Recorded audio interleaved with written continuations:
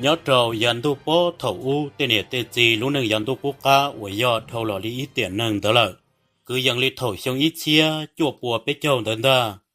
lúc trả thân đó mà do nhớ trâu đó lúc rõ mong qua với do sát tới thời du lan đó nhớ trâu sát cầu tế với do bùa trâu chết tới xuống đó là nhớ trâu lúc rõ mong qua nó mà cô dạy lúc rõ mong cô mua cho nhiệt gì cứ tí nâng trà lợi sợ đời tàu kia là một nhóm ok trâu lúa rõ nó cho lì nâng gầu tới gì thế giờ mua ô tô mi cứ ti ít tô mà hụ và nhiệt trọ hỏi ít tô mà hụ và chữ mày nhớ lì giờ nhiệt trọ thế giờ chữ mày ngờ ô tô cứ ti nó cô giờ ô tô và nhớ lại giờ hạ rong hãy cho cái tuổi chia trở chuyện đoan ra chỉ sĩ hơn đó là dân do ít khó và họ sĩ cân gầu vì tôi khó lũ chạy thôn đó mà đã cho chẳng lót lót cơn gầu ly do muốn thiến non thiến hậu là dân chỉ dùng gì do tên năng và siết tờ là do tên năng và bao ta mà thế li tàu lúa mù sư do tên năng đo đi chỉ mua triệu phò rồng chỉ dân chỉ tàu lúa do tờ mù giò đi nè tôi khó tiền lũ sĩ hơn đó lọ bê mông lời cho kiến thiến non thiến hậu là dân do hạ rồng hạ chua tuổi chuyện đoan ra sự thiê nhưng chẳng cho nhẹ, tiệp họ rong là nhưng chỉ tao mua chua tệ, rồi giờ mua càng tu là giờ càng nhoi gì, nhỏ lì tê tu và nhìn nhớ lại giờ hàng rong thia, lu nâng ý nhua mua rò, thế lì mù dùa tàu tê phò mông cho là một sĩ sư, họ đua lì phần tàu cho nâng cho nhẹ, chỉ lấy nhưng giờ sĩ nâng số chua tê nọ sư thia, chỉ nhớ là thầu nọ giờ nhẹ trọ thia giờ chú mảnh gờ ô tô mì của ti. Thế là tàu sĩ dầu sĩ thả hay tiền nhỏ là chịu đã trì. Cô giờ lúc nia chạy và nó bế châu tan thon đó. Sợ đời dân chẳng nhỏ hậu vào hậu chế sư. Chàng gỡ cô chẳng sĩ thả hay tiền. Nhỏ là chịu đã trì, cô chỉ tàu một bí liệt bí tế thia. Chỉ có ô tô sĩ và lùa trò. Tôi muốn lấy giờ hạ rộng nhỏ trò sát trong phứ sầu. Và giờ sát chuẩn nhường thở. Tôi muốn lấy giờ hạ rộng lì ý ấm mỏ xe tùa bộ tàu chia. Mua khá có cuộc khóa tàu cho lọ nó trò lúc sĩ hở và yếu luật tên đó nó nè. Giờ nhẹ trò chẳng thả lý nó trò chữ mày. Giờ chữ mày là quê tiểu quân đó là mà. Giờ có vật ti họ hãy tiền mù nó lọ. Ba trò mù yếu nụ lọ. Chỉ yếu lọ và liêu vật tế là sư chỉ không mù thea. Ở tù mì cứ ti thì lì tùa chua phọ. Chúa tí nhuột chạy dìa tế nó. Chênh gỡ chẩn ba tàu. Ở tù thì lì tùa mù nè. Mà tuần đời lúc rõ mong ua tuần một trâu sắp phá sầu và chua như đó. Cô do tuần lý ít ta su kế thia. Để khi mà nhớ trâu lúc do trả thân đó do tuần một trâu lý ít ta su kế. Chỉ dân do tuần một trâu tê hạ rộng nụ xia hạ rộng nụ chân. Và do tuần một trâu tê hạ rộng mua chết phèn đó là. Trâu khó để lúc chạy đồn đó là hạ rộng dân cụ cơn gầu ly. Đã trò là dân lo đã trò hạ hàng. Do tuần một trâu chân ta su kế là. Và lý tế lầu hài dân do tua trầu nhau ra trò là sư. Để khi mà lấy cho một pha cho nâng và mua bằng sư, nhẹ lại cho hạ rộng nó, lấy dân chỉ tông trai lì. Nhớ trầu cho lầu dàn tu thảo, lấy cho kiến thiếu non thiếu hậu dân do chọn tới là sư. Giờ do hãy tìm mua đá mua trộm bộ lý trà, lò lấy dân do chủ tàu và xếp tạc khởi bằng mù ly. Chỉ do hãy tìm một chua rau cầu rau ở yuan trí tà ly. Nhỏ lì chú chờ một tê thầu chỉ rong sĩ hở là do chỉ rong nhà. Mà thế linh chí tê nhọn đá trò nó sư thia. Đâu khó tiết tê đá tê trò nó lò lấy dân thịa lấy nó. Lấy dân mua lấy tù trữ cả thia. Chỉ do có một rong sĩ hở một rong nhà. Lấy dân chỉ là lọt tha dù ý rầu lì. Do thầu và lấy lọt tha dù lợ. Chỉ dân do dù trò kỳ. Lò do hay tìa dân khá trò nụ và dùng môn trí. Mà thế linh một bỏ tê giả và trở lên đạo sư. Chú chờ lì mua ý rau sư nó nè. Chỉ do hãy để cho ba cổ ba một lời yuan trí yếu trâu đá trâu chó tỏ. Chủ do chờ ba và một chỉ rong sĩ hở để thế lì tổng trí sư nó. Chỉ ở tù mì cử ti thế lì chởm ba tàu lưng lún trà ba phò. Chênh gỡ thế lì chở tàu tuần tờ lũ rõ mộng vô nó. Tuần một trâu sáp phá sầu và do sát chuột nhường đó là. Gỡ trâu xuyên rõ tuần một ế ta su để chọn đùa trâu sáp phá sầu. Thổng gỡ tôi một giờ chỉ ô hạ rộng dân lo hẳn. Hạ rộng nụ chân màn đó cứ tế, đồng niệm đồng chí chỉ luộc trong nhiều tòa phở xin ta. họ nhà liếc chùa chế thia đu vòn được tê công bùa tê lọ dân bọn năng tờ mà chia cứ khí lươn giờ đủ đồ nọ để xí mạnh chùa xí hởn đó tê nhột chia mê li nọ chỉ lấy dân chỉ tàu tua li nè dân do tua chỉ li tụ mỏ lư một trâu nhu cụ lọ một trâu tư cụ sư tê nọ sư ta xí mà nhỏ linh sư lọ một trâu tư cụ giả nhột chia nọ chỉ cụ do ý giả và chống cái lọ trực cang cái xin xí thia chỉ lấy dân chỉ chùa tua nọ chùa do tê thầu xá tàu cho một vật chùa là do tê thầu ở nước mua tê giả cho xí chỉ là thiết lý tua sư thia vì đâu khó để xí hẳn ta mà tê cổng sư cú tư cụ nhưng chỉ tàu mua lên từ yếu li na thầu nọ giờ nhiệt trọ thia chứ mạnh gỡ ô tô mì cứ ti cụ tua một giờ đầu sát phá sầu li hài thầu ta nhục hoạt ta su kia sư giờ nhiệt trọ thiết li hài đầu chứ mạnh hai tiệt cháy plá lợ chỉ mua mỏ cho lọ ư nọ sủ mình chỉ cho sẽ ư yếu một so đâu có tư mà liên thiệt chơi bự ô tô mi cứ ti thiết li thầu mỏ cho lọ nọ cho chúa tàn thọ thầu ngỡ nọ mỏ ta là do nọ mỏ tròn đó chứ mày thiết li hài đầu giờ nhiệt trọ hai tiệt ô lo nha tên nó hà rung lo li ư yếu chơi bự li cha do hai tiệt chơi nhua chỉ ư là thiệt được tên nhọ cá rết cá cha là do tên nhọ đừng đông thái mình chỉ bươn được tên nó xứ lọ nhà chỉ vô lý cha giờ nhà trọ thế là hai trâu chữ mai hai tiệt ô cứ nhớ đầu tiên hà rong lo hà rong tiệt chia li nó giờ yo bự đo điên được tên nhọ chờ là trả li cò xứ chơi yo chữ tàu li cha là số tuổi gì kia tên nó mà hà rong cụ hàng li chỉ rong là bự đo đi cái chi chiến đông cho là một thòng qua王公伯có rong mà li bự do hai tiếng lão王公伯chỉ cơ tuổi lơ bự đồ sống đồng sư đuôn nu chỉ mùi giò mòn đu chỉ dê một bự đồ sống lơ khó nọ mà cứ ít khó và chỉ bỏ xí họ chỉ do lên đó chỉ cơ thòng công bộ đồ rộng sơ nè do yếu tuổi gì bự đồ đi là chán đời tê chỉ chơi yếu chỉ tàu li thầu chứ mày hai li nọ trâu giờ nhiệt trọ chỉ giờ nhiệt trọ là quyết tiểu vô lên đó là mà giờ câu ti họ hai li co nó là chứ một chiến đông cho lọt thọ có tôi luôn công bùa cho mà li bự do yếu bự đồ bó sổ tây nhuận chỉnh đông và do bó sổ tây chiến đông một tuổi lợi bự lên đó chỉ non chơi yếu chỉ cho rõ li cha lò mà vô sân đề chiến đông cho lọt thọ công bùa ấy là bự đồ nọ thế li chỉ trâu chùa thế li rong bự mình chỉ giờ nhiệt trọ là của tiểu vô lên đó là mà giờ có hai tiệp bự đồ sổ lợi trả non bự chỉ cho rõ nó chỉ trả nó là nhục hoạt ta sù sư và xuyên đề một chiến đồng cho là một thọ có tôi luôn qua lý cha là thế lý trò xếp bự chỉ ở tù mì cứ ti nó mò ta chỉ có thế lý chợ thầu triệt thầu tàu hậu na cho là một chiến đồng nhớ trò luôn chuột chặt thân đó mà tên này tên gì là kể lại do hà sông lấy những ba tên nhột tàu tên nhột triệt có lo cho một chiến tên đồng ở lúa li pla lâu luôn dây búa tên nó cho là một thọ công bùa li đâu có thể do mù đâu tới lúc họ rong chia và chỉ chúa môn nâng mù lợ chỉ nhưng chỉ chúa là do rong và chỉ phăng xúa bự đo điên đo tê li giả chờ cơ mà nhưng do và là chẳng thế li bự xứ họ do tới kho và chỉ chia họ rong lo lên đó lợ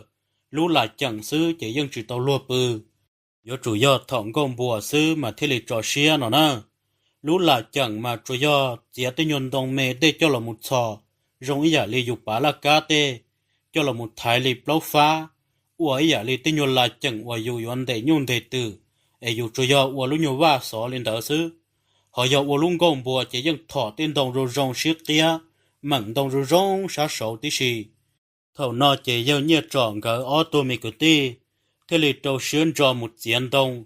chỉ kia tê bìa rõ vẫn hút cây lò xứ chỉ tàu tê bần đồng bỏ bờ lô trong đó là ô tô mẹ cứ ti thì lấy mua cho là một thải xí thọ cho chua tê kho và rong thọ lòng cái cú mất thải xí thọ xí kia rồi tê kho họ chỉ rong thải nó lòng cái cú chia má chia cả thân tê cho là một ba rõ kho rồi chế thòng cái ô tô luôn công bùa li nó tứ trộn tu kiên được khó mua là do là ô tô mẹ cứ ti thì lấy trâu xuyên cho một chế cho chua tối lên ít chua tờ cho là trò kia trâu sáng đồ nó trên cái chỗ tận từ và tàu lúc có mỏ xía kia nó mình chỉ mỏ khoa ta xứ chỉ tứ trộn đồ kia là thầu nó chỉ ô trộn đồ kia được khó mua xứ chỉ dân chỉ tàu lúa họ rong chỉ chia to chứ chỉ qua tên này ra bố tỷ tê tua nhiều cổ mỏ lư là dân ua hạ rộng màn đó tơ plò trú trổ nọ sư ở tôi mẹ cứ tê cô một bự cho họ lúc nhung công bùa là do lúc nhung của họ cái cô bự là cho tôi giá ý tầm mò của non non đó là thầu nọ chỉ dân chỉ chuột cho do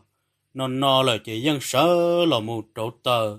lúc họ chú mà chỗ nhó chỗ sáng đồ non rê rê tận tung qua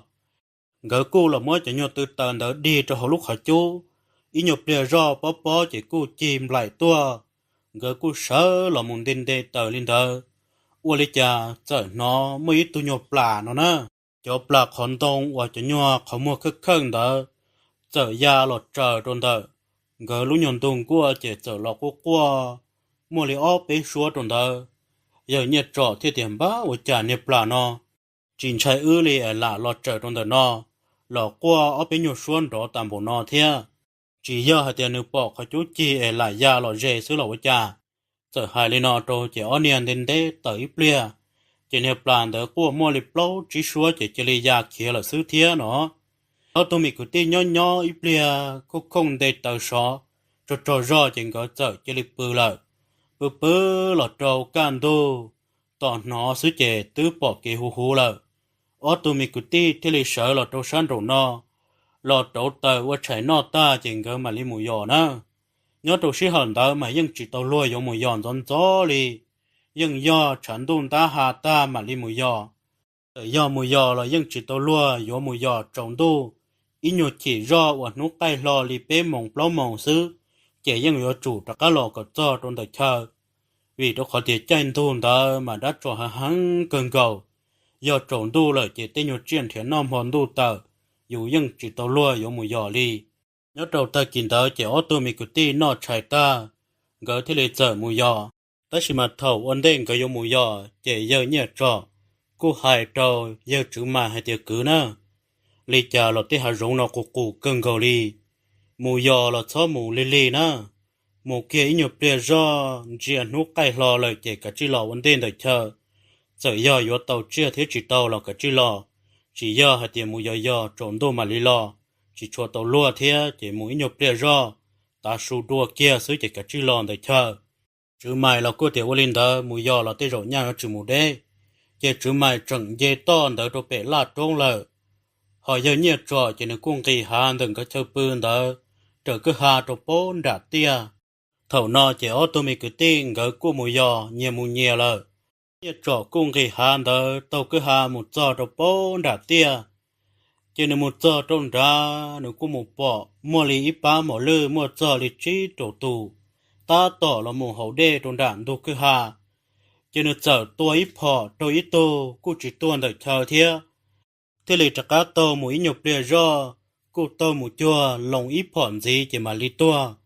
thầu nữ tua tàu tụ mỏ lư nó chỉ ô cô giờ ít tụ lo cơn gầu lì thế chỉ nên giờ mua phai cho nhục quá tờ mua cho chè chỉ nếu cô ế tàu ít chê lọ trục bố bị chờ nó lọ cho đâu bị chờ chỉ ô tứ ta su đua kia cứ dần li ó mông đó là ta chỉ vô li cha chỉ tàu bỏ chữ mày lọ li nó nè giờ nhớ trọ thế li lọ mua chỉ nhung cái đó lụi nhục kho mua cho lọ chỉ nó su ta nửa thế li chắc cá tôi mua ế tụi nhau mà lư và nửa tuần đó nó chỉ nửa chắc cá tôi cho tuần tới tụi mà lư ô vô li cha trọ tứ lọ mua nó ta là ó chê nó nè hằng thiết chỉ hằng ni nhục khổ lo ya hạt tiền đề cơ lòn chê rồi do li ó số mông đó xứ nó qua cha chỗ tứ lộc muốn nọ ta là ó chê muốn tê plá tê nhung tới nọ ta li là thầu giờ nhiệt trọ bỏ li nọ chỉ ô qua chỗ này chê so vo nếu thế li xa thì vô li cha lúc hạt giống này dùng một chiết tam bổ li nọ li tê đã cho nó chỉ do tiền nó dùng tua phỏ dễ thắt trả tư ấy này dùng kia nữa nó tua phỏ khó tư chỉ lo còn tới li xứ ta nó đâu có thể tê chưa phải nhớ trộn cho sĩ hận ta nhưng chỉ tao là yuan chạy nâng dùng gì li nhớ đâu tê lẩu thấu mà lúa tê bị lù hả tiề tê chưa mà整dễ cha nâng nó nè nâng mà chữ gì tức chỉ lo bộ tê chưa thế nó tê chưa mà mua rong chữ gì là do整hàng cha nâng đâu có thể sĩ hận ta mà khó ở bên mong整trai tê chưa phải nó bỏ rong là chỉ mua tấn rong là chỉ mua và đã chỉ là những do máu đủ sủa đủ sư chỉ dân dọn trai tới chia cụ chia phê nó cơn cầu li họ giờ rong li nè nó mua tấn rong phỏ rong lờ họ từ mua chia phê mà bỏ một khoản đầu sư tới chia dân trai họ thấu chỉ tên nâng dân dọn trai tới chia sư nó chỉ ô thấu giờ nhẹ trọ bỏ lên nó chỉ nâng xa hạt tiêu cha tới chia nó dùng hàng tam bố li nhiều khoa một tí nhục để rõ nó trở sử là mua của tụng gai nó ta lên nó lờ chỉ nâng sát sai lên đó mà chỉ mua li ô tô bê tô là nó đi nó nè chỉ giờ nhẹ trọ cũng bằng bài trọ tiêu cả liền rồi mà nên sản nó hàng chỉ chia rồi nên nó cũng mà lên một thiệt đua tòn đây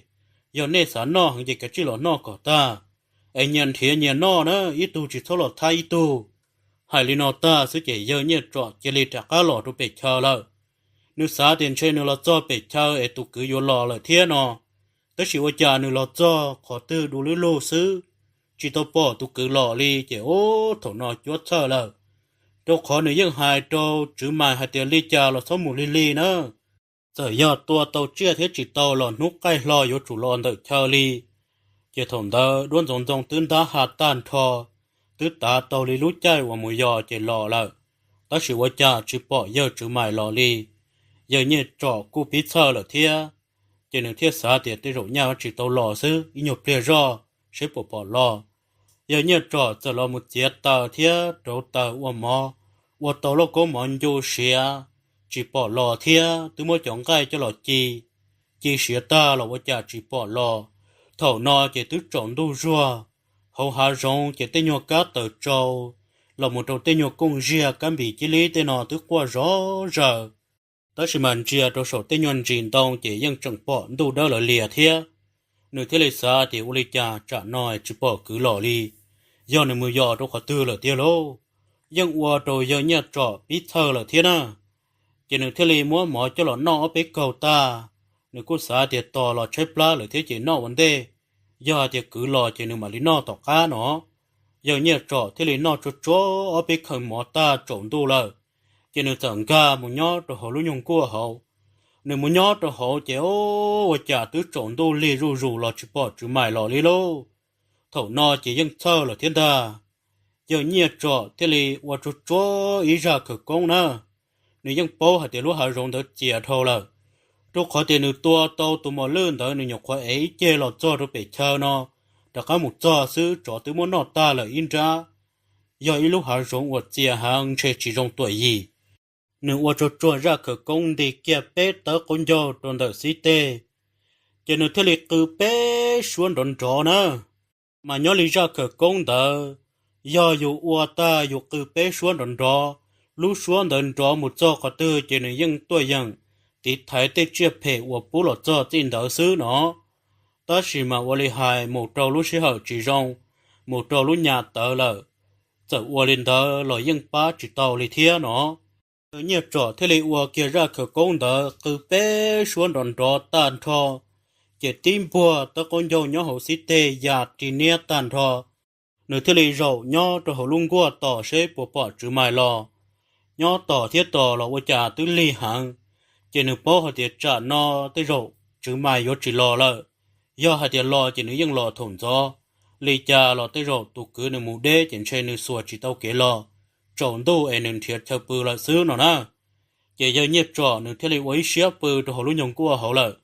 đó chỉ mà dân chỉ cho rõ li dân do thì giá cần cầu trộn tu đó nó tới nhiều chuyện thì nó mòn tu mà qua rõ giờ đủ đồ nó xứ là hai tiệp bự khó mua kinh đi ta chỉ mà đan đủ chỉ tua li chỉ nửa thế này nhỏ là đầu tiên vô can đồ là dân chỉ cho rõ li chỉ nửa nhỏ xía hàng thế này sợ là phí lúc nhỏ dân thọ bỏ thọ giờ thọ tới nhỏ tỷ chữ sáng tế sáng chờ nữa ta chỉ dùng li xía lo rõ nửa thế này bự chỉ khó nó mà tất cả tì thả một giờ trong đời giờ chữ mày nữa thòng gấu xin dài chỉ giờ chữ mày chỉ to tới một giờ trong bố bể tia bể nếu có một phòng tôi nhóc cô và do lo cần cầu nhóc đồ bé chỉ nếu tứ tuổi ít phò trâu tôi nhóc cô đã khiến trả liêu vò là chỉ nếu thế này chở một tàu thiết tàu là với cha chỉ tàu tua liền nữa tàu một bỏ nên nhóc cô đã vô cụ ta tỏi vô tua chỉ đi kia là thiết chỉ nếu tàu thiết tàu chỉ ô thầu ở nên do cá hạt tiền tua đế là trả trồng đô mà lấy tê trò chỉ thầu nó tứ tròn đô kiên thầu khó mua là thế thầu anh chẳng chờ tụi nhóc cồn thầu ta do mà rong lê lúc nú chẳng chín đùa chán đô chẳng cú cú ta chỉ mà thầu và rong lê nửa phăng măng cho kia hạt tiệt trò cá lô rong lê tua đê là chỉ thầu anh tê kia xuống tiệt trò cá xuống chạy rong lê tròn đô ta xí lần ta thầu nó chỉ ôn thiệt chỉ tao kể lò lô tôi có thể thầu anh chờ tụi chuyện đó là chỉ lê tao hôn trống nhưng chỉ xả tê sống tên đông nhưng chuyện gì tê chờ đó li cho nên chia trời cho nhân trả trời tụi thằng chuyện đó nhau hôn trống tua là sư chơi thầu anh tê cho cá lò chuyện chia có tư là hạ rong lo li lo hạ rong chơi đông gỡ đun chia đông chơi lúa trưng nhiệt bùa lúa trưng nhiệt to phở đông màn đó kể đủ đồ nọ sư gà kỳ tư là rong gò lê chỉ do gà kỳ bé là rong lê chỉ do cho kế của tua chỉ do cho cá của thầu nữ tàu nhục của tua là gà trâu kiên đá là rong gò lê chở chở thầu nọ chỉ ôn thiệt kế nhục bé do trộn đô là thiết chế chỉ bỏ cá lò đi cha chỉ nên thiết lên chế một bữa đó bó sổn tông nó nè cũng mỗi cho nhon trăngว่าkhẩu lo trộn đó thiết chế nữa chở cho châu bé ó bé tròn đồng đó tiểu có cho nhon đồng sân đồng niệm đồng gì nữa của tuần thiên non thiên hậu của chỉ lấy tua bông rong trộn này tên này chờ nó là chỉ của thọ là so trong thời con nó có bỏ bùa của chỉ nên chờ dê rồi bó sổ cho nhon đồng sổ chỉ nên muốn bữa đâu sổ là nó nè nhớ trong mòn đó nếu bữa chỉ dân nó vừa thua rong đi tê đất chỉ là muốn chọn đồng kỳ kỳ công hồ nó họ là muốn thiên dê chọn đồng mà rong gọi đi tiếp lời đồ số dê chỉ lấy bông thả cho cá đồ hộ tiếp lời hộ tôi dân nó vừa lên tới ý mòn cầu lọ đồ giá và tới việc can đồ chỉ nó rong đi mỗi tu nông là có qua ta chỉ mà lên chia lại nó chỉ tu nông đó mà chơi do thầu và do nhiệt chọn nửa phí rằng chỉ chơi tên nhuận đã hạ rong đã tỷ chữ tên đó lọ mỗi cho nhuận chọn được gió kia là nó nè can tu thầu và giờ chữ mạng thì lọ chơi đồ hộ nó lọ sai tên in gì ít thật chán đó tên nhuận hộ bồn đông đó tên đó chỉ đu lô do chỉ tuần tua bỏ tên nhuận tấn đông đó màn đi đâu vô bóng bơ lô đồ đồ nó tên nhuận trưng đông đó là chỗ muốn chọn cho chỉ tớ đâu vô sư nếu mà lấy sai đồ rong chỉ ô khổ và nằm mò nữa nó đó chỉ do đã chỉ hỏi do cho ngay bọn đó là muốn đỡ là muốn thiệt đồ tròn đông đó để xí mình chơi nữa thọ tròn đông đó là chỉ nữa mua nữa tụ chữ chào là thiệt nó nè cho mà do ý giờ chưa hoàn全đông cân hàng lì do hai tiệt chỉ mua tê trả chợ tên đông đấy nhưng chỉ giàu tròn chế ý sĩ năng lì nó nè cho mà vấn đề thầu này hoàn chế chỉ nên là một khớp được can đông khớp về cổn đông khớp lên đó ta sẽ chỉ do nên chế chỉ chuột dàn từ hậu tua tiền đọc lại sổng chỉ xứng ta để xí mà nên mua nên trả chợ tiền xe cho qua lý trả là chỉ tàu lì nó lọ sai ta tên đó sẽ chỉ ô chữ mày chỉ chỉ cố ta lên ta chỉ nên thế lên thiết kế cho cá lò nhớ đầu nún đó chỉ nên thiết kế là một ít nú là ยัง chỉ trừ lại thiên nó nè thiết kế nún đó lò chỉ rong gọi lý cho khó là rong lý khó cho khó là rong lý khó xứng ta thiết kế bộ lý cha là lò chỉ thở li ยัง mù chỉ để thiết để xí mà trâu đã trâu chó mông là hiện chế qua lý luật tới hai mồm bộ lý cha là trừ khó cú xứ tôi có thể nún tờ chế giờ chữ mày tướng thiết kế là một ít ta su đã có là một tờ trong tờ cho nhuận tông và nữ bươn đạo sư nó nè nữ tứ mù đế cần cầu thia vì cơ xia là nhưng lo chỉ tờ trong lúc hạ quảng cáo tôi và chờ bư li chế và cha nữ đã có là tờ trong tờ cho nhuận tông tờ chế nữ lo sai và cha tên tờ thật sợ trong lý mua nâng tôi từ từ tên tông tờ nữ mà lên chơi rong rong ô và cha chỉ do nhiệt triệt từ hỏi do còn nhiệt tròn do xứ nó nè nếu mà lấy sai rồi rong chỉ thiên do tàu hạt tiểu tròn đồng nó do cho quần nam mò của bự xứ lò xa u lấy trả từ một ít ta su này tất cả lò cho tròn đồng nó xứ chỉ nên chờ lò bê cho nhân đồng được ốp bê ta chỉ nên tất cả một đùa thiệt tất cả một do ít ta su để lò trôi giá tròn tu u lấy trả tất cả lò tờ tròn đồng được xứ thiệt nó nè chỉ ô là một chỉ thầu li lô trộn đô là chỉ nên tất cả là thọ là hở tròn đông đó có bỏ bùa nửa thiên thì tên nhột chưa phèn đó còn chưa khó mua có cho qua li trả tàu đồ nửa nó thầu nó giờ chữ mày chỉ li trắc anh dê một trò bó sổ trên đông một rổ trò bó sổ là sư chỉ nên nhục không muốn nhớ ít nhớ bia rõ sư u li cha giờ xí nó cứ họ hù lu lồng bó tỷ đầu tua lợn ta nó nè chỉ giờ chữ mày xả rõ hay thì giờ u li cha tứ trộn đôi chỉ nó là chẳng nó lúc xuống cứ lu lồng lên đó chỉ giờ lo nhiệt trọ tôi hù cú là với cha lô nên mà đi sơn ru kia nông với cha nón trên từ họ nó thế thái bó sát tí tuần ta nhó kiên đời nên nhón đời mà cho nhân đồng qua khổ lo chỉ dân sửa gia luôn trên trong hậu cơ hà trên trong trâu sát hạ sát tí chỉ nón trên từ bó tí tuần nó nữa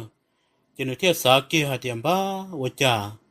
lúc xuống đời bây giờ lo tuần thiệt cũ nè chỉ giờ ít nú nó chỉ bỏ của mồ nên tuần thiệt cũ là lô đó là với cha họ chỉ tu bỏ ấy họ hù lên đó nếu chẳng xa lên nó nữa thế là nhớ tới dự trâu sâu nếu dân chỉ tết chỉ hai lù lên đó mà nhớ lên lúc xuống hùn đó chỉ tức chỉ giờ nhớ trò nó giờ nhớ trò chỉ nhớ trong hùn đó can đồ nếu dân chỉ cá sứa mùi giò li tôi có thể ý mò lò tôi giá can đồ đó chỉ bỏ giờ chỉ mày lò li thầu ở can đồ nếu sợ là ô tô mỏ xía nếu thế là xa tiền đi mỏ tôi muốn thía nó chỉ nếu tuân đi mỏ thiếu mỏ khỏi nhung cái để cho là chi to tuôn cái chỉ nếu sợ tao cá tôi muốn thía nó nè tao trơn trải li giờ chữ mày nắng tao về to tôi cho được bó bể tia bể chỉ nếu tôi muốn bỏ cho trong đời khó vào giờ chữ mày tôi tụ nhục cồn đó tứ bỏ thầu vào giờ chữ mày là muốn định đi bỏ tên nhật xí sống bóng bơ lô trong đó chỉ nếu mà lấy sai đồ tỏn để ra chỉ ô bỏ giờ chữ mày tao tụ nắng chuyên tới mù lý nhục để ra thầu còn đó chỉ bỏ đi là do cho khó tư là đủ lô xứ nào nè do hai tiệt chỉ mua tê chia phê đã tròn đến thì khó mua chỉ tê rầu nếu yang tàu cá một bò khó ở giờ chỉ mày bươn để cho nhân đồng thế tiệt chỉ mà tê đã tròn đến thì là chỉ chia khó tư là yang chỉ bỏ cá chỉ bỏ lư li nếu tính hiện thế nún đỡ là trâu tròn đô chỉ bỏ chỉ được cá là trong đại thơ nhớ trong mòn đỡ chỉ lúc xưa qua thu thì xưa chỉ qua nung lá li hài là xứ xã hai tiền chơi trả tu cứ một trâu tê chơi phê mua lời tôi khỏi tiền được tua tôi tụ mò lươn đó ấy nhóc kho là tôi bể chơi nó sụt ta đã cá một giò xứ cho tôi muốn nó ta là ở bể chê tê chuyên đó chỉ dân ta mừng là muốn nó chỉnh trai cho tí năng li chỉ do tôi tê chuyên đó mua lời lô nếu chẳng xa li nó thì chỉ ôn trải cưng cầu li mòn đó chỉ ít chi phí lúi dặn xứ nó nè nếu dân nhó trong đời chờ trộn tờ nhó tớ dự cho họ lung qua trộn đô là chỉ nếu dân chỉ tờ sáng đồ li ó họ nhó liền tờ giờ chữ mài là nếu dân nhó nếu cho bố sổ trên đông nếu bố rong là tôi ít nôn tờ chỉ nếu dân trái plá cờ là thiê rong tôi khó thiệt thầu nếu tôi một trời chiên tờ hòn thì ít bó nhom mỏ trọ cho họ lung na chỉ nếu cũng nó mình chỉ tổ plá trái là nôn tờ nếu thế li nhó tàu lên tờ thầu anh nên nó lúc số hồ tờ tua ít nhục bia rõ số chỉ qua trà hồ tôi rê ru thầu cho đế mà dân nó cứ lu lồng xứ ta chỉ qua trà tôi rê ru thầu qua tôi nhớ cho chỉ nếm lông nó hôn thêm từ tờ kiên ra cá từ trong tôi lần ta thầu tôi rê đó chỉ ô qua trà do nhiệt trọ lúc xuống ta nó nơ hôn thêm đường đã tôi chỉ nếu thế lịch xã hay tiệm ba qua trà do tí lâu nó tí rồi yo chỉ tua chẳng bổ đi nó đâu khó nên tua bố sát hạ tí tua mà chỉ có một ít trả tua đó chỉ lúc xuống đợi mà tua chẳng cho bờ li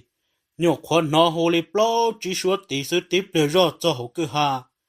hồ plo chỉ xuống hậu cơ hà sư của chạy nhọc bờ rõ chẳng sĩ tờ kiên đã cá từ trong lờ ô chỉ do lô chỉ nếu dân chỉ tế li nó thầu nó chỉ mua phỏ cho là một kho rong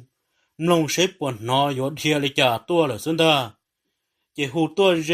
rê ru chọn tua họ can đồng chỉ ô trả bỏ tàu tí thì trộn ra vụ tua nó nữa chọn tua họ chỉ tua hải kia hạt thiệt chứ mày ô lý trả của hụt có tam bộ nói có chỉ tế của lý có nhớ trong số con xứ sở cả chuyện kỳ lỗi ở mù nữa chỉ nhớ là tế chờ nó chỉ số kỳ lỗi ở mù chế hải li nó mừng địa hồ tuần ta chỉ giờ chữ mày xả rõ hạt điểm ba vô đi cha tu hồ ấy do lực tư đồ tế tạm họ lì nó họ tua hải lô đồ cũ chả họ bố thì cũng nhon đời nó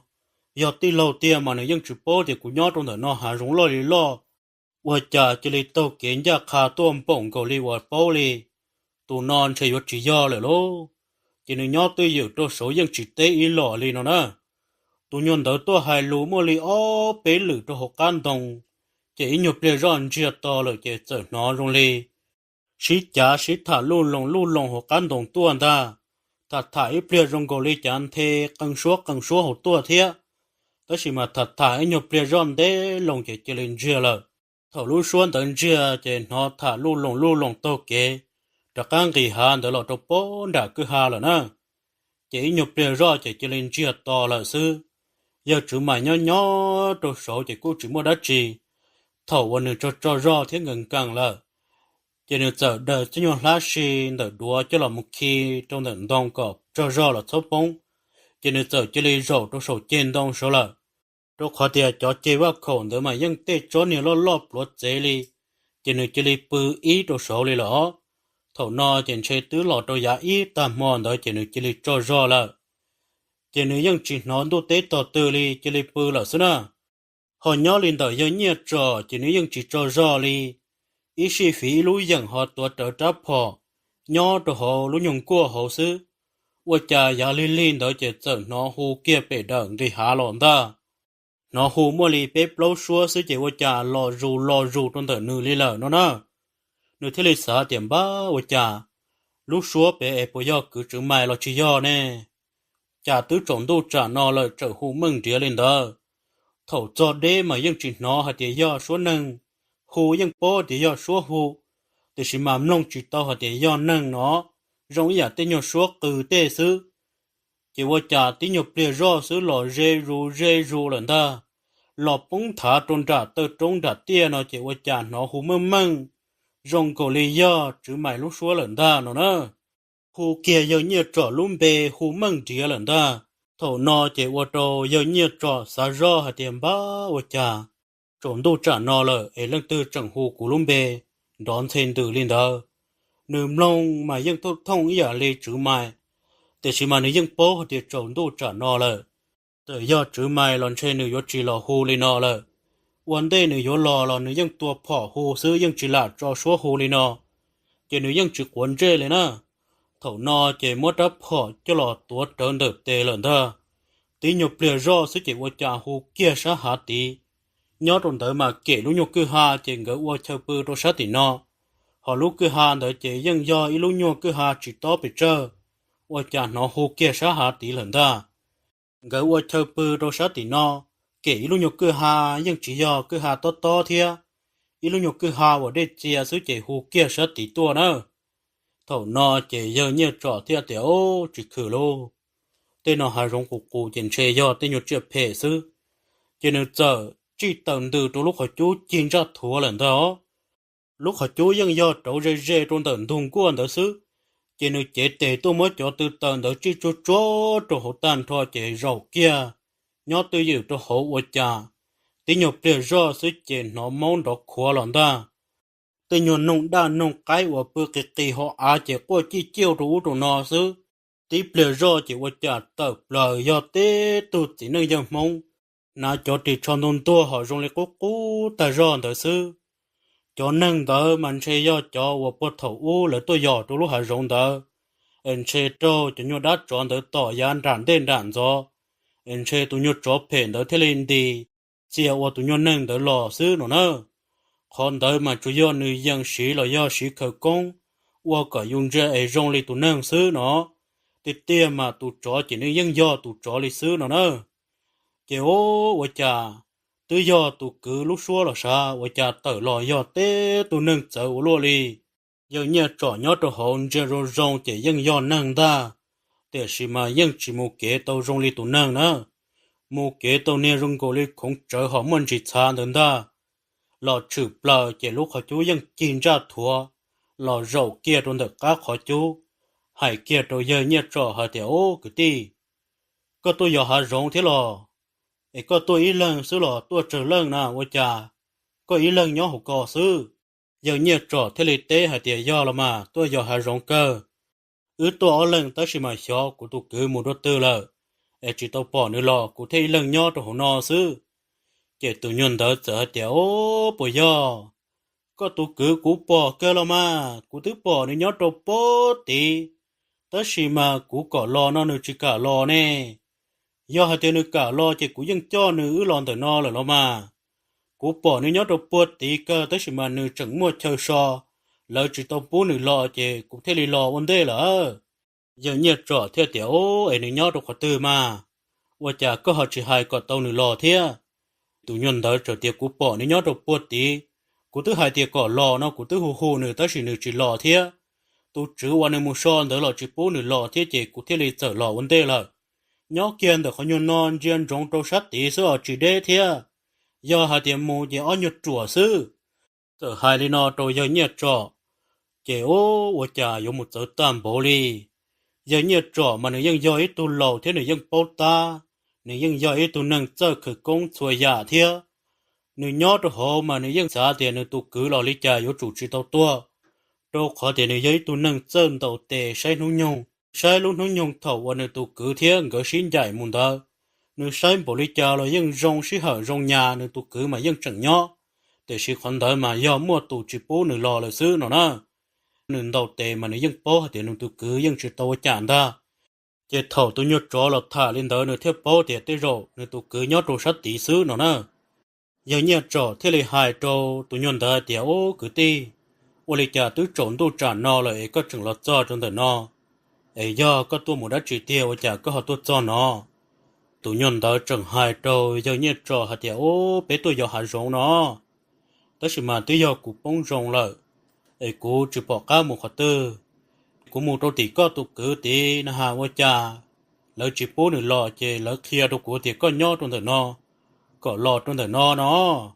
ai cũng thế là tàu kế lọ xứ cú lọt cho trâu sát tí na wa chả bỏ có trâu tờ chi nó ai cú thế lì lòn đó có nhỏ lòn đó có bự nó xứ ta kì mà li mù giờ hai lì nó trâu giờ nhiệt trọ thía nó chỉ giờ nhiệt trọ chia mà ô wa chả tụi ta dùng một giờ tam bố li lô nhưng rổ chỉ thông li nâng do hai tiền nâng rổ mà nhưng chỉ rổ tụi nhọt giờ bố linh đó nó nè giờ nhiệt trọ chia bố li chả lo nhưng rổ tụi nhiệt khủng công họ dùng cầu li ở sát để chỉ dân ca chỉ tàu trong sổ hồ xía li do dù tí năng tiền mà dù rổ ở sát để dân chỉ chọt trở hồ á lên đó nó giờ nhật trọ sẽ rồi dùng tụ nhân đó chỉ dân rổ ta để chỉ mà ở sát để chỉ muốn chọt trở hồ á dùng ý giả li tên nhỏ ấu và nữ sợ rổ để nữ chọt trở để lên đó xứ nó nè giờ nhật trọ bốc kia để tụ nó mà chỉ dân năng li là lô thầu nó chỉ ô và đi chả là chỉ tàu cha phò yên tua trơn được tiền ta tới xin được bao để tê chia và cho từ lọt thaอยู่li nó giờ tê phò nóอยู่chỉ li tua li nó xuyên chơi vào trình cho thế li mua kia tàu ilu nhỏ nhện bin đỡ đua xí cho lọ của cho mong nhện đỡ cho pro cho họ tàu kia cho mong nhện đỡ là tới xí ô rồi cha chỉ mua một chữ tông lia li thia thầu nó chỉ ô bí nhỏ xía rồi lôแต่ยอนดัดจอนแต่ยก็จีมัวมาซื้อเนี่ยมาซื้อต้องตัวจะยังจีหลันดอจีละตัวเลยเนาะนะโดขอเดี๋ยวนี้ยังอยากเชื่อว่ายังจียอดดีเกียจอจีนึกรอเล่นเด้อเลยจะนึกยังอยากเชื่อว่ามัวหือช่างอยากเจอเกอมันนึกยังนอจอลิเป๊ะโปรลังนั่งเลยนึกที่ลิมัวตัวยัวชื่อว่าตัวนั่งเล่นเด้อเนาะโถนอเจ้ายัวเชื่อโลว่าจ้าตัวโดชาติเฉากูเลยเนาะจิมบ้าจะมาซื้อเนี่ยมาซื้อต้องเนาะลีchỉ nương rau rau trong đó nương sa thì yếu cha nè nương thế này rau quá tệ chỉ chẳng nương cho khơi công nó chẳng lu lồng trong đó chỉ tụi nhóc tròn đó nương chia quá cha bỏ yêu nhóc trọ quá cho trở lên đó chỉ trở hai đôi nhóc trọ hai thì ô cứ đi có quá đã chỉ thế quá cha có yêu một trở tam bộ lý có hai đã chỉ họ thả lu lồng lý co giờ nhóc trọ thế thì chỉ một đã chỉ tuy giờ giống mòn ruộng rộn rộn của họ mua của lời giống sư hai lý nó chỉ tụi nhân đó chờ tiểu lo nếu chỉ lấy thật cá rổ tí tụi nhỏ hồn nhẹ lên đó là chỉ thở giờ nhẹ trọ nếu thật chẳng nếu cho khởi công ta lý nó chỉ nếu thế lên thì con cho cậu kia trong đó để nhom lông chúa chỉ muốn trọ kia cho hỗ trợ phỏ lần ta nó nè nếu xa thì yếu tua thì siêu cha chúa cho một chữ tông đó chỉ mua li do hạt tiền mua cho một chữ tông liên đợi chỉ nó dân tua là ta chỉ mua nó cho nên sợ tiền dùng mua cho nhau một chữ đu một chữ lâu đó cho lọ lỡ trôn trổ lúc họ chú nó có liên liên mà muốn đi lò để xí mà tụi nhân tới nhóc kia trôn đó là thế chỉ ô chỉ rong qua thế lô cả liền cho nên rồi trôn đó qua cha nó sát tiền mà đi mua ít nhung tiền từ nó cha đó nó đen trắng cho nên mà đi xua kia ô qua cha chừng mua lúc câu cha đá lúc câu tông cho trôn để cha đá nó cho lâu thô mà lời dân cho trở tí lúc nhiều câu tông lúc nhiều xấu cha đá nữa nè cho trở lúc nhiều xấu cha đá nữa mà do cho tông lia lời muốn chữ ở châu kề chỉ muốn cho trôn đó ta nó cho nên mà xả rõ thì ô chủ lúc câu tông lia nó tia nửa thế lệ kia lúc nhiều câu cha đá đó lệ kia lúc nhiều xấu cha đá để cho lợn chữ kia ít nhiều cho muốn chữ tàu chỉ nên mà lấy mất tiền cho lọ dài chỉ muốn lọ tàu over đến cầu li ý nhận đi tệ nó over chỉ nên muốn trở kia trở hồ đáp phò muốn kỹ nhục khó chỉ sống cho lọ kể kia trâu cọ lúc nhiều một chừng được chốt bông thầu nó nên muốn đáp phò ta tê xì là nó chưa tụi nhớ chó sáng rổ lọ với cha bỏ qua tí tụi nhớ mà chờ luôn đi rổ trâu sáng rổ nhưng rổ tí tụi nhớ nhon nhẹ lên đó ta để xí với cha ý nhục bề rõ lúc họ trốn tới tua rù chỉ bỏ rong cổ li bon trên để rù nó nè cho ông lần từ tua lúc họ trốn tới tất chim lại kia tua chia và trả rong li tụ nâng lợi ý nhục lệ do lúc họ trốn tới chọn chen trầu rù nâng chia chỉ lúc bon trên để rù họ lúc đùa rong cổ li không trở lần ta cho tất cả lo lần từ họ trốn ra vụ nâng chia chỉ rong li tụ nâng nó giờ nhớ trọ thế lịch sử rõ hạt tiệt tụi nhon no màn chơi lịch trả loยังยอดเชื่อเพsố chữ lo xỉ cú lên lớn ta thế hạ rong lo li noยังchữ là mua nâng yếu tôi muốn lấy giờ hạ rong ý rồi li thế giờ nâng mà nếuยังchỉ là lo mua rồi tí tụi này rong linh đó tôi sẵn rồi thế chỉ cho là rong cô tới ta rõ thế nó nè giờ nhớ trọ thế lịch mất đã bỏ cho lo cho kia tụi đó lúc nhục không quan đó tua tụi nhon đó theo tiệt ô có what đó giờ nhớ trò hạt địa chỉ có đất chia cú rể lối dân hậu sư nó nè tôi nhon đỡ chờ địa ô lối dân rong li co lò bỏ cá giờ nhớ trò hạt địa ô cá hẳn lấy chỗ lối dân nó xì giờ dù tê cứ tê nâng thân nâng dê mà thế thì bố đồ hậu sư họ giờ tụ khoa sản độ chỉ bố đồ hậu li chỗ lối dân nó mà kỳ hẳn nữa mùng gà buồn niềm mắt tới số chờ lò chỗ nó mà kỳ hẳn ô giờ nâng trần chân thế thì bố đồ hậu tụi nhân đó chẳng tê lông lọt trong đời và giờ nhiệt trọ tê kia xuống địa lọ nhân cha lần đó hai tôi giờ nhiệt trọ hai tiểu giờ lên đó cứ tê cú giờ có thân có rẻ thế chỉ mua đồ cú hậu sẽ bỏ ca nó luôn cha hai tiểu mát tế số chờ mà thế li muốn đầu giả cả số nó giờ hai tiểu có tàu đời má lọ nó chỉ mua đồ cú xỉ sẽ rồi hai lên nó nữa chỉ giờ nhiệt trọ thế tiểu xỉ lo xỉ tia ta xỉ cho nó xỉ cá hàng lấy giờ chỉ tu sửa mà đi hậu tụi nhon đã chọn đỡ thế li hại rồi giờ nhớ trọ hay tiệt chỉ tu sửa lên nữa cứ tê na gì cá mà gì rong sửa sư xã cỏ tàu cho các cá hậu xương ta thế li hại rồi giờ nhớ trọ hay tiệt với cha cho nói hậu ta của cho rõ mà giờ nhớ trọ hay tiệt cho nó hậu ta chỉ cho rõ lại tụi nhon đỡ giờ tiệt giờ li có bộ tao hậu chả có họ chỉ cho rõ li giờ nhớ trọ qua tiệt của trường yếu hậu xưa ta tỏ yếu mới cho lò rể trong tờ lúc nhục họ chú con này ta xì mà có nhóm được co lợ chỉ có hậu vấn đề tụi nhân ta chờ tiểu ô li lò do tia hậu ta cho rõ nó chê mỗi đồ của hậu thiết có hậu cỏ ư lần cho rõ nữa ô chả của lò nhót trả nói có chỉ cho rõ li do có chỉ cho rõ nó chê trả của tất ta mua đồ con à ấy do hạt tia hậu ta cho rõ nó chê có mốc của hậu ta chỉ có hậu thiết có ư lần cho rõ nữa ấy thế thì chỉ ta mua giờ hai li nó rồi giờ nhiệt trọ theo tiểu quân đó là mà cái chữ hậu cho chỉ nên qua cho mới ít nhột chế rồi học hỏi chú chế nửa hạt tiệt tao à hậu lô chỉ kiên đời lúc nhột không quan đời trâu san đồ tu tròn buông gạo chế giờ nhiệt trọ theo li hai bài kia ở phía xuống nữa nè theo hai kia tiểu tu nhiệt tết gì lô rồi giờ thọ cho nhiệt sáng tết sáng chờ cả li tha hạt giống đời nó nè tu chia phe nó giờ nữa cho chữ lần chia tới mảng đồ cũ giờ cú chỉ mua lúa chỉ sầu nó chỉ chia cú có tàu nương đó họ giờ thì cú khá tua trụ nương nó sẽ chỉ có cú tua đắp phở nó chỉ bốn đó họ do nữa thó từ lon theo tới mực đồ cũ nó chế thó có cụ tuần đó nữa thầu nữa hai lên nó sức chế quá cha tụi nhut tròn tới wow lúc họ mua lờ chia kia đồ nữa mót đó nhục họ chế kia chế giờ hai điều cứ tí có hai đất chi na quá cha có hai giờ cho nhau chia phèn đó mà yêu có thà lời giả chế nữa những chụp bao đó tới khi mà yêu có hụt to luôn đâu đại chế nữa bao nữa chế giờ nhớ trò theo điều chỉ mua đất chia dùng rốn chó củaเขาmua của hai thế dùng sư nhưng đó giờ thì bây giờ mà tôi chả có họ hay cho nhẹ cho gì thế đâu thế đại nó chỉ tên nhau đất tròn để là mua hồ nhẹ thế gì nữa giờ nhẹ trò thì chỉ mua đất chi cũng thế dùng sư cơ dùng phèn rốn chóเขาmua chỉ dùng mua giống trục có hồ cũng lợi dùng sư cho hai luôn non đầu cái chỉ hồ lợi giống hồ ta cho yếu cho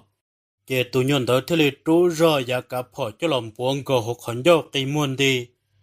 giờ nhiệt trò nhiệt tít tên tròn tư trộn nên chẳng tiền lon đó ở nhiều hoa chân thì ở trồng chi chính cầu li cho nhân chính đó xuyên đó nó chua đồ sáng trả lời để cho nên nó một tuần đó nó chua nó trôn trả nhưng nhau họ dùng cầu li một sạch xảo bé xuân đã sự chèn chưa to lời nó nữa thầu tua tan thôi lên nói chỉ qua cha nó nhung rõ giờ họ nó run rung nó nhỏ rõ giờ tỏ tê tua hạt tiền nế tôi hạt tiền tôi rung nhỏ có nhỏ tôi giữ pu nhỏ pu phi有một tháp pu giờ nhỏ giờ phi有một tháp giờ lo po sai sai ở hồ lụi dân ta cho rõ rồi sao nó giữ rõ giờ lên nó bể tên đã tê tua giờ nhiệt rõ thế là sao rõ hạt tiền ô lúc hạt rong nó mà giờ ít lúc hạt rong chia tê tê chỉ giờ hạt tiền mua ít tụ nó sư tê chưa phê non chê mua trong tủ hàng ta chỉ mình chê tủ no do tủ ở phê đoan đại chê này do tủ cá trâu thắt trả no tê nhỏ mê là do tê nhỏ ở chỉ phê chỉ thế này là một nhỏ đồ tỏ tê sư nó nè giờ nhiệt trò thế này mua đã phỏ cho lần đi cho tàu kia muốn ta kia trò trong đời lông xếp của non đó khó tư đã cá khởi phỏ cho lòng một tua đùa xứng ta ta chỉ mình đu tên cho tỏ cũng chỉ mua đất chỉ lợi ít nhiều bia do chỉ nó cái củ quay rồi bớt thì tên nhân trở hạ tua nó tên nhân họ hùa tên sâu là thầu nói chỉ bố tiểu yếu can tu là lô tu chọn để lòn cho giờ nhiệt trọ nhon để thiết chỉnh để lọt thầu ít tạm mòn để lọt đôi giá yếu lo can tu nữa chỉ tứ yếu can tu là nếu thế rồi ít bia do sẽ chỉ bỏ kế thầu bỏ kế chỉ nếu thế là xa trần ra lấy khó và tu nhiệt chọn để hai tiền được tụ cứ nhon tới đồ sắt tí xứ nó nè chỉ nên thế là ô tô mò chỉ mong cái cho là chi thầu nó chỉ giờ nhiệt trọ nhưng chỉ cá xíu nó mò đi ó ô tô mòn thì thế chỉ tao tụi nhon cái chuyện ga mùng chia tụ cứ nó nè chỉ nên giờ trần trải lý khó và tụ chọn tới lòn ta là kiên tới đồ sắt tí chuyện dễ trần trải tới đồ bó bể khó và vấn đề tụi nhon chọn tới vô lò nó cứ bể nó nè nếu thế là dễ trần tới đồ bó bể đâu giờ nhớ trò thế là một tuổi ít phòn đong kinh của bé kiểu ô cha nó tuổi ít phò bé tua chứ mai nữa chẳng nhớ trong đặt tia chẳng nhớ trong sổ tròn đồng nữa nữa nó tuổi ít phòn đong kinh của bé chỉ nữa bố hai tiểu chỉ do lo tuân thiệt cũ là lô tổng đấy mà nữa chẳng nhớ trong sổ tròn đồng tôi chỉ tông kỳ nó đâu khó tiệt tỏ còn nút tờ cho mảng kỳ lúc nú nhưng tờ là thiết để xin mà chẳng bỏ hoa chỉ nữa chỉ tông kỳ nó nè ta chỉ mà giờ nhiệt trò tới tôi nhóc bé là tôi ít phỏ nong kinh của chỉ những chỉ đê lên ta nhớ tôi sẽ nhớ hạ sát tiệt họ và thọ và nên họ lúc số hồ thì tôi sẽ thiên nó nè chứ mày thế là tôi ít phỏ tên nong kinh của đàn nó thọ đó chỉ qua tôi giờ nhiệt trò cũng rong xếp lo bảo hai tiểu tôi cứ nhớ trong trả là lô chỉ nên giờ khó sống con đồng đòn gió bé đỡ nó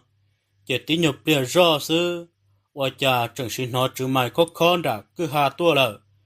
chỉ giờ nhiệt trò mà li tua sàn đường cái hạ bể tua chẳng đông tua cho kiên tới nhân đã ra trong đó sẽ chỉ ôm cứ tì là xin trí kia trong đó giờ nhiệt trò thêm một khẩn cầu tụ cửa để mi cứ và cha có một trò khó tư lợ có yếu lo tổ on nuôi im mỏ nó để trả nó có chẳng nhon được nó chỉ tụ cứ theo tiểu chỉ bao lì lô cú tuổi tụ nhục cổ chỉ cũng một trời sao giàu và cha